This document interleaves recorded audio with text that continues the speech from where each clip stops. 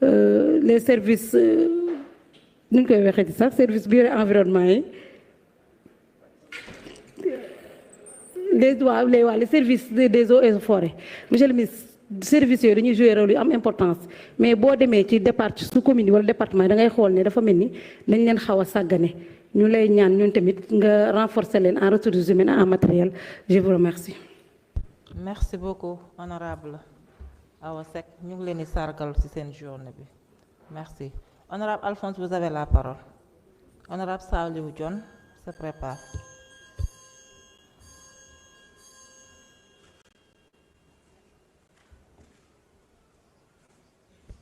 Merci beaucoup, Madame la Présidente Oulimata. Monsieur le ministre, ainsi que vos collaborateurs, chers collègues honorables députés. Monsieur le ministre, je vais axer aujourd'hui ma communication uniquement sur le département d'Oussouye, où nous avons un problème qui est commun à tous les 5 communes que nous avons au niveau du département, qui est le problème de la salinisation, mais qui est en train de ravager totalement nos rizières. Il y a des villages, si je prends la commune de Molombe, un village qui s'appelle Samatit. Dans 5 ans, la population n'aura plus où cultiver, parce que la marée salée est en train de ravager énormément les rizières. Donc, il nous faut avoir des solutions à travers les digues anti-sel pour essayer de protéger un peu les rizières. Je vous demanderai de vous référer par rapport à ce qui se trouve à l'entrée de Oussouye. Quand vous quittez Ziguinchor, à l'entrée de Oussouye, avant Cabrousse, je dis Cabrousse, et Djungu, tout à fait à droite, il y a des digues qui ont été faits sous forme de pistes. Et moi, je me dis que si on arrive à avoir de telles digues tout au long des rizières pour essayer de protéger la marée salée, ça pourrait permettre d'aider la population. Parce que chez nous, nous n'avons pas des outils pour faire la culture. Mais le minimum que nous demande à l'État, c'est de nous aider à protéger ces rizières. Permettre à la population eux-mêmes de pouvoir faire la culture. Parce qu'on n'a plus la main-d'œuvre qui nous permette, nous, au niveau local, de pouvoir faire la protection des digues comme se faisait auparavant. Donc nous sollicitons l'appui de l'État pour essayer d'endiguer cette situation. L'autre aspect, c'est dans la commune de Djembérin. La commune de Djembérin, en plus de l'avancée de la marée salée, nous avons également l'érosion côtière, qui, elle, est en train d'avaler d'une manière extraordinaire les rizières. Si vous allez également dans les îles au niveau de cette commune, on a énormément de problèmes. Et je me dis que, certes, vous étiez à Carabane, si rien n'est fait en termes de protection, nous risquerons de perdre les îles dans un temps qui ne sera pas long. Donc il nous faut quelque chose pour essayer de protéger surtout ces îles au niveau du département de Oussouye. L'autre aspect, c'est par rapport à la forêt de la base Casamance. Chaque année, un budget est dégagé pour la forêt. C'est vrai qu'il y a les agents des eaux et forêts qui sont dans le département, qui font le maintien, mais nous voulons également que la forêt, comment dirais-je, le travail, l'activité au niveau de la forêt classée puisse reprendre, de la base Casamance. À quand vous allez reprendre? Parce que les ministres que vous avez remplacés, je ne parle pas de votre régime, du régime passé, nous ont donné ici des promesses qui, malheureusement, jusqu'à là, rien n'est encore fait. Et nous voudrons avoir des réponses concrètes pour savoir à quand la reprise de l'activité au niveau de la forêt classée de la base Casamance. Je vous remercie. Merci beaucoup, honorable questeur. Honorable Saliou Dione, vous avez la parole.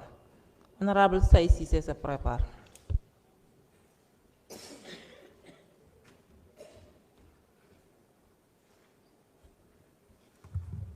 Assalamu alaikum wa rahmatullah. Monsieur le ministre, je suis nuyu di nuyu say collaborateurs. Monsieur le ministre, bu ñu bëggee réew mu développé jëm sa kanam te duñu lor askan wi tey duñu leen lor ëllëg faaw ñu bàyyi xel sa ministère bu baax waaye dama seetlu ne c'est pas le cas dafa mel dañoo inscrire wala di def li xamante ne moom le régime bi passé di doon def parce que su ma jëlee ñeenti at yi mujjee sa budget bi ministère de l'environnement day dem di gën a wàcc dafa jógee 67 milliards en 2023 ñëw 58 milliards 2024 49 milliards 2025 2026 ñu ne 117 milliards mais en réalité c'est 36 milliards en tout cas li ñu jagleel ministre environnement et transition écologique monsieur le ministre damay attirer sa attention ci Bargny dafa nekk dëkk ba nga xamante ne situation yi muy dund doy na waar du ma tàyyi di ko wax ndax fa la dëkk fa la juddoo fa la màggee nekk di dund ak ñoom loolu Bargny c'est 4000 hectares de projet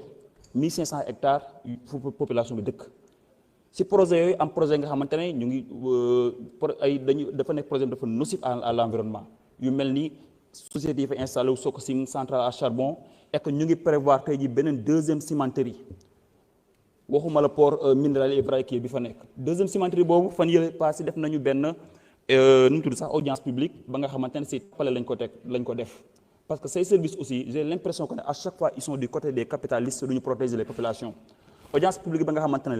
le rapport d'étude d'impact environnemental déposé ñu ko à la mairie dem organiser audience publique bi au niveau du port population bi tànn ñi leen ne invité leen loolu nekkatul audience publique donc nañuy bàyyi xel bu baax les populations su ma sañoon le certificat de conformité environnementale doo ko signé da ngay waxaat say service ñu organiser beneen audience publique boo xamante population yi nañ ci mën a bokk lii Bargny di dund doy na l'avenir de Bargny boo ko bëggee xam mën nga ko méngale tenue bi ma sol c'est tout noir l'avenir est assombri lii may wax nii lu ndaw la c'est une goutte d'eau dans la mer parce que érosion côtière baa nga fa chaque année ñu dégg Bargny au mois d'août bi bu ñëwee dajji kër yu bëri te gis naa ne état j'ai l'impression que ne amul une politique wala amul benn vision si li ñu tuddee érosion côtière bu ñu def lii ñi weesu daan def ñi weesu li ñu daan def mooy lan dañuy bàyyi ba géej gi dajji kër yi ñu ñëw joxe ceeb ak suukar demaat seen yoon cette fois-ci dañu bëgg nag une politique réelle comme ni ñu def si inondation yi ñu xam ne état am na si solution fii la bëgg a dem def ci ay milliards noonu la ñu bëgg yow cette fois-ci si érosion côtière xamante ne c'est un problème national maintenant ça touche beaucoup de communes en tout cas toutes les communes qui sont dans les zones côtières état am si une politique def si les fonds nécessaires ñu bañ a toog fi rek naan ñoo on attend les fonds climatiques ak yu kenn xamul loo xamante ne xamoo kañ nga say jot na si état mettre les moyens qu'il faut inondation day ñëw dugg sa kër bu nawet bi jeexee mu bàyyiwaat la sa kër géej gi na bu duggee sa kër da koy dajji nga dem dëkk ji feneen foo xam demal loolu la waa population de Bargny nekk dund ak ñeneen situation yooyu la ñuy dund chaque année géej gi bu ñëw dajji seen i kër nga génn xama foo jëm c'est compliqué te chaque année aussi bu jàllee état ñëw yebal ay ditam ñu ñëw joxe ceeb demaat seen yoon dañu bëgg nag loolu dañ bëgg une politique réelle ñu xam ne kat fii lañu jëm dinañ régler problème bi population seen xel mën a dal foofu laa yemale kàddu leen jaajëfal. Merci beaucoup honorable Saliou. Honorable Saï Cissé, vous avez la parole. Honorable Thierno Alassane Sall se prépare.